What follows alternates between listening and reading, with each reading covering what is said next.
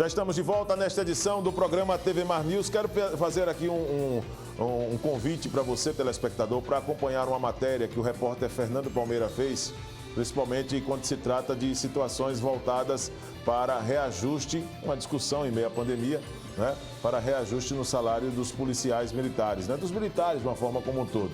Nós vamos acompanhar esse material feito pelo repórter Fernando Palmeira, que traz mais detalhes. As discrepâncias entre os salários da Polícia Militar de Alagoas e Corpo de Bombeiros Militar estão sendo sanados aqui na Assembleia Legislativa do Estado de Alagoas, com indicação do deputado Francisco Tenório. Inclusive, já passou pelo crivo aqui, já está a caminho do Palácio Quilombo dos Palmares, onde o governador poderá dar um encaminhamento de aprovação definitiva e sancionar, quem sabe, uma lei para fazer esse escalonamento, desde cabos, soldados, cabos, sargentos, enfim, até o alto escalão da Polícia Militar. O deputado Francisco Tenório nos fala sobre a importância dessa sua indicação e como realmente está, nesse momento, essa matéria. Bom dia a todos. Olha, eu tenho sido procurado por policiais militares de diversas patentes, do soldado ao tenente-coronel, reclamando da discrepância salarial entre um cargo a cargo. Vou dar um exemplo de cima para baixo. O coronel tem um salário hoje em torno de R$24 mil, o tenente-coronel 17. Então veja que distância entre as partes. E aí em outras patentes também se repete essa diferença. Então o pessoal me procurou no sentido de tentar, junto ao governo do Estado, criar-se uma tabela funcional que fosse de nível a nível. E aí nós analisamos essa tabela, vimos a questão de outros estados, o estado de Pernambuco já propôs isso. Então, fizemos também aqui uma proposta ao governador. Na verdade, não é ainda um projeto de lei, é uma indicação ao governador, pedindo que ele faça estudos no sentido de implantar essa tabela funcional, onde diminui essa distância entre o soldado e o cabo e o sargento, e aí por diante, o tenente-coronel e o coronel. Se cria uma tabela, essa tabela é anexo na reivindicação que eu fiz ao governo do Estado. Tenho certeza que toda a tropa tem interesse pela repercussão positiva que já me deram desde que se tornou público, e acredito que é o tema de debate das reivindicações salariais dos policiais militares para com o governo do Estado. E acredito na boa sensibilidade do governador. Nós temos no Estado, num momento bem administrado, um momento bom, em que tem condições financeiras de fazer essa correção salarial que é preciso para a Polícia Militar. Hoje, um soldado da Polícia Militar ganha muito pouco, ganha próximo de R$3 mil. Então, é muito pouco para a importância da função do soldado da Polícia Militar. E, com isso, a gente há uma correção que ele passa a próximo de R$ 4.800. Deputado Francisco Tenório, do Partido da Mobilização Nacional, PMN, primeiro secretário da Casa da Voz Baixa, que é a Assembleia Legislativa. Qual é essa expectativa diante desse debate, dessa análise? O senhor acredita que o governador está imbuído para resolver definitivamente essas discrepâncias? Acredito, com certeza. O governo deverá designar uma comissão de Secretaria da Fazenda, da Administração e Planejamento, para fazer essa análise, para ver o impacto na folha, mas eu lhe conheço, lhe reconheço e lhe respondo que o Estado tem essa condição hoje de atender esse pleito. Então, por isso que eu me coloco à disposição dos policiais, me coloco ao lado dos policiais para debater esse tema junto ao secretário de Administração, do Planejamento, secretário da Fazenda, para encontrarmos a situação, a resolução para esse problema criado. Mesmo com as limitações, como diz Vossa Excelência, impostas pelo governo federal, mas há necessidade, sim, reconhecidamente, para a recuperação desses salários. O governo do Estado, o Poder Executivo, já anuncia, inclusive, concursos para as polícias. Fique à vontade para dar um incentivo ainda maior ao próprio governador e falar direto a esses interessados. Veja bem, eu faço esse apelo ao senhor governador, no sentido que logo publique os editais desse concurso para a Polícia Militar, para a Polícia Civil. É necessário se ter. Nós temos uma carência muito grande de delegado no estado de Alagoas, também de policiais, agentes e escrivães da polícia, uma carência muito grande. Eu visito as delegacias e vejo essa necessidade. Também na Polícia Militar, nós estamos com um contingente efetivo hoje inferior à metade do que é previsto. É preciso se ter um concurso para ir preenchendo essas vagas, mas é impreterivelmente necessário se discutir a questão salarial dos atuais agentes de segurança pública, que sejam eles policiais civis, policiais militares, policiais penais, bombeiros militares. É necessário, senhor governador, que se discuta a questão salarial dessa turma. A turma está inquieta, a turma está querendo discutir, precisa, e nós podemos evitar paralisações, evitar greve, no momento que a gente abre essa discussão e o governo age como governo, ouvindo as reivindicações de toda a categoria. Muito obrigado, deputado Francisco Tenório. Parabéns por essa luta empreendida no dia a dia. Educação, saúde e segurança pública são pilares de interesse maior de toda a sociedade de Alagoas. Governador, vamos à luta, vamos concretizar todas essas necessidades. Aqui da Assembleia Legislativa, com as imagens de Chico Nogueira, Fernando Palmeira para a TV Mar da organização Arnon de Melo, no canal 525 NET. Claro. É isso aí, Fernando Palmeira. Vamos acompanhar, né, para ver, em meio à pandemia, se essa discussão terá um prosseguimento, né, pelos deputados e também que será aprovada, se será aprovada pelo governo do Estado. Olha, e o Brasil registrou mais um recorde de mortes por Covid-19 nas últimas 24 horas, registrando 1.954 pessoas que morreram por decorrência de doenças provocadas pela Covid. A média móvel de vítimas também é a maior pelo 11º dia seguido. Nós vamos dar uma olhada, então, e justamente nesse cenário, quando se fala um cenário nacional, já que o Estado de São Paulo ontem quer limitar, anunciou através do governo que pretende limitar o horário dos serviços essenciais após 30 pessoas morrerem à espera de um leito na UTI. 30 pessoas. Número de casos no país nas últimas 24 horas, 70.764. Casos confirmados, 11.122.429 casos. Casos recuperados, 9.843.218. Novos óbitos, 1.954. Óbitos confirmados até o presente momento no Brasil, 268.370. Estamos nos aproximando e acredito que até a próxima sexta-feira é possível sim, e muito possível, que o número de casos já supere a marca dos 270 mil pessoas que morreram em decorrência da Covid-19.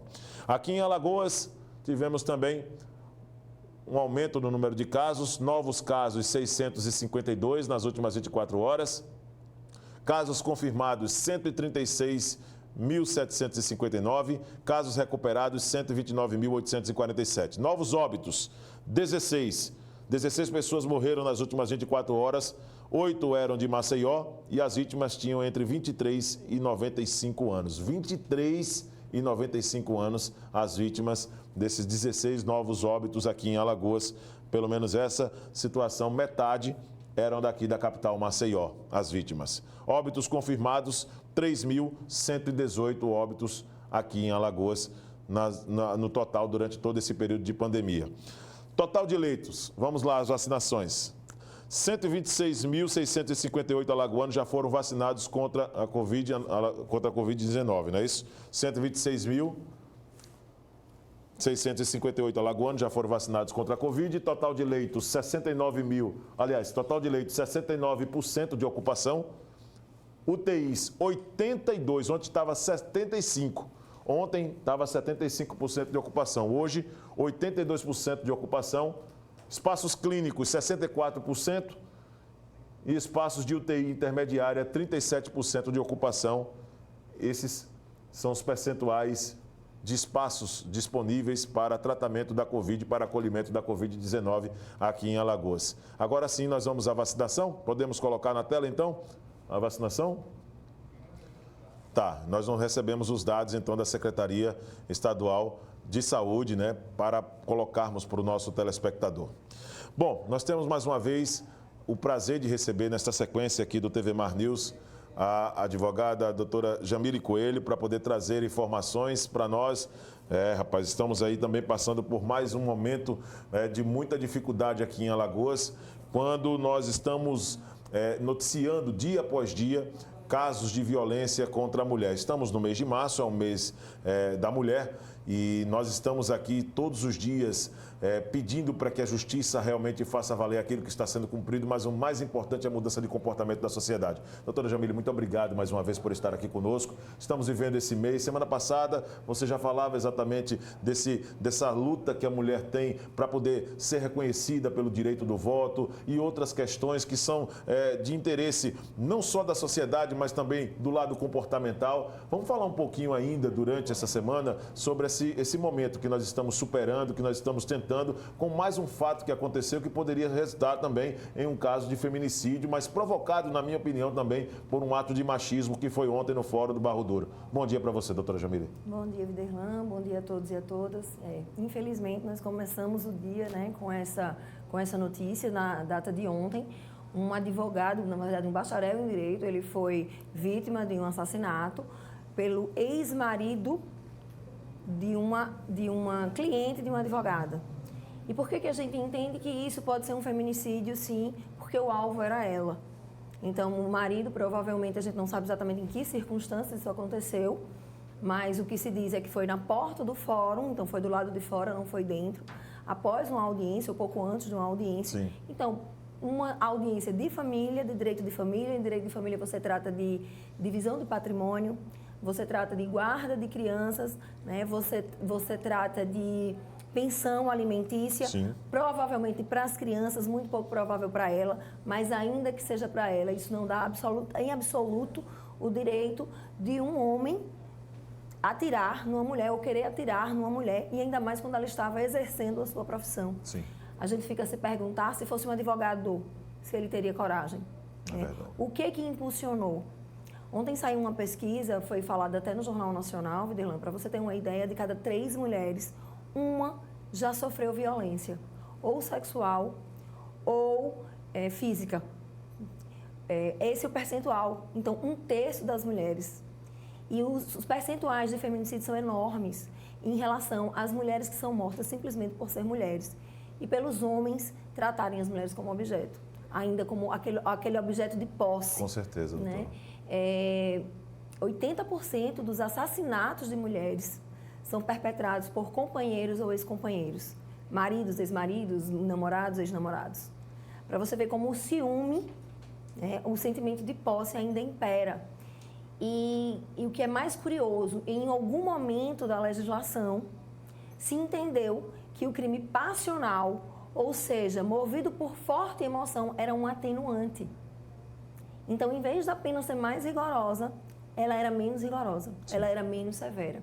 Mas com a mudança da jurisprudência, né, o que é a jurisprudência? São aquelas decisões reiteradas dos tribunais, sejam eles no âmbito do Estado, né, dos regionais, ou do Supremo Tribunal Federal e o STJ, que são os tribunais superiores, se modifica a jurisprudência. Com a evolução da sociedade, se entendeu que aquela atenuante não poderia deixar de ser mais atenuante, mas sim um agravante, que normalmente é por um motivo torpe. Você tem assassinatos de pessoas que eles repetem o comportamento. Muitas vezes a vítima já tem uma decisão em favor de afastamento, né? Aquele que ameaça não pode se aproximar dela, mas ainda assim eles cometem esses feminicídios. É impressionante, Com certeza. Simplesmente pelo fato de ser mulher. Agora, doutora Jamile, como desembargadora eleitoral, vamos falar um pouquinho também dessas questões mesmo de reconhecimento da força da mulher e que as mulheres elas merecem de maneira muito justa. Não é o fato do merecimento simplesmente pelo mérito, mas é pela questão do ser humano. Vamos falar um pouquinho desse crescimento, como é que esse olhar da sociedade precisa ser ampliado para poder reconhecermos que o valor do ser humano precisa colocar muito acima das questões relacionadas ao machismo e de discussões de gênero, por exemplo. Doutora Jamile, por favor. Sim, só antes de a gente entrar na seara eleitoral mesmo, na semana passada, o ministro Toffoli, do Supremo Tribunal Federal, deu uma liminar muito importante. Ainda hoje, Viderlan, para você ter uma ideia, existem processos no STF pedindo a absolvição de homens que mataram mulheres pela legítima defesa da honra. O que é legítima defesa? E onde fica a morte, doutora, nessa história? O que se discutia aqui é exatamente a morte. Onde é que ela fica exatamente classificada num momento como esse, né? Isso, pois honra você defende com assassinato. Né? Agora, infelizmente, isso aconteceu. Injustificável isso, Injustificável. né? Então, é esdrúxula essa tese, foi uma liminar muito importante para a defesa das mulheres. Porque qual é a honra que se paga com a vida? Pois é. Né? Aqui há muito tempo, por exemplo, já se baniu a prisão civil por dívida. Você não pode ser preso por dívida, exceto nos casos de pensão alimentícia. Porque você está ali, em última instância, devendo, né, protegendo a vida. Então, se o homem ou a mulher deixa de pagar a pensão por comando judicial, ele pode ser preso, ela pode ser presa, porque temos que ver também que um dever corresponde a um direito, tanto faz ser homem para mulher ou mulher para homem, certo? É aquele que pode para aquele que precisa. Sim. Esse binômio, né, o binômio necessidade e capacidade. Então, essa é a única forma de prisão. Aí você alegar legítima defesa da honra. Em que honra é essa que esse homem estava, né? O quê? Ele foi vítima de um adultério que deixou de ser crime há muito tempo. Ele foi desmoralizado, né? Que moral é essa que dá esse aval para se matar? Em relação aos espaços de poder, nós temos políticas afirmativas. E isso é muito importante. Eu, Videlã, antes era contra a política de cotas.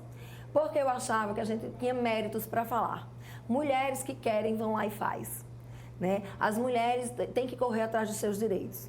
Mas olha só, a gente só pode falar em meritocracia, ou seja, você premiar por mérito, quando a gente parte da mesma linha. É verdade. Quando você tem igualdade. Quando você tem a igualdade do ponto de partida. Isso. Senão você já começa muito atrás.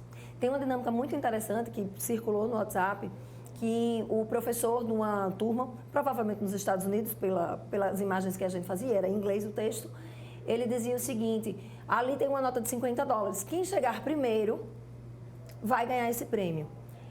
E aí ele começava, mas antes disso, quem de vocês é filho de pais separados? Aí as pessoas iam ficando. Ou seja, eliminando, né? Ele já ia eliminando. Então, no final, tinham pouquíssimas pessoas que estariam aptas a ir buscar. Por quê? Porque você parte de linhas diferentes. E é isso que acontece com a mulher. Semana passada, né, já antecedendo esse dia 8 de março, que foi segunda-feira, nós falamos que a mulher só começou a votar em 32 e obrigatoriamente em 46. A gente teve que chegar em 1997 para implementar a política de cotas.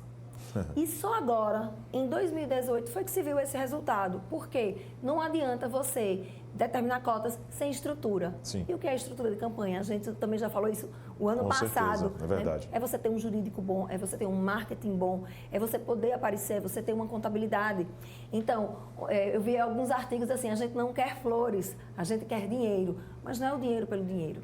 A gente quer o dinheiro em tudo que ele se transforma. Isso. Naquelas escolas que falamos a semana passada, nas creches, nas condições das mulheres ganharem as mesmas coisas que os homens. Imagine você que há projetos de lei em outros países, países que investiram nisso, estão com um PIB muito melhor, de que os homens têm direito à licença maternidade de 4 meses. E por que isso é importante? Primeiro, é muito crível que os laços afetivos, eles se dão com a proximidade. Sem sombra de dúvida. A gente já diz que pai é quem cria, não é quem fornece o material genético. Né? Não é quem coloca no mundo, é quem cria, quem nasce aquela paternidade afetiva. Sim. Então, se você passa os primeiros 4 meses com o aval da sua empresa ou do serviço público com o seu filho, você já cria um vínculo maior. Porque ao final de um ano, uma empresa, muitas vezes, ela prefere contratar um homem, porque não tem perigo dele se afastar, do que uma mulher. Então, quando você coloca a obrigatoriedade da licença de 4 meses para o homem e para a mulher, você já tem ali uma política afirmativa de igualdade.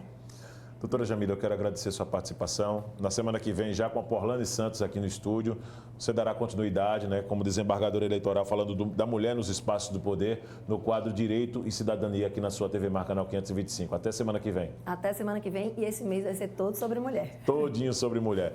Com a desembargadora eleitoral Jamília Coelho, nós vamos encerrando o TV Mar News desta quarta-feira, deixando um forte abraço para você. Desejo para ela também uma ótima semana, para você, telespectador. E amanhã teremos um novo encontro, às 8h30 da manhã, com mais informações aqui direto do estúdio, com entrevistados, com participação ao vivo e com muitos outros materiais, reportagens feitas pela nossa equipe através da movimentação do nosso departamento de jornalismo.